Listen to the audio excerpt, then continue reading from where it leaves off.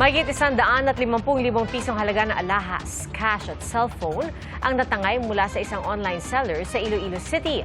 Ang mga nagpakilalang buyer na sakay ng motorsiklo, 2 beses pang nagpaputok ng baril.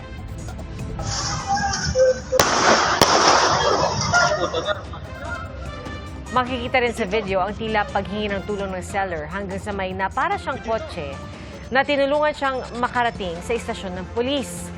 Lumalabas sa investigasyon na nangyari ang transaksyon online bago sila nagpasyang magkita.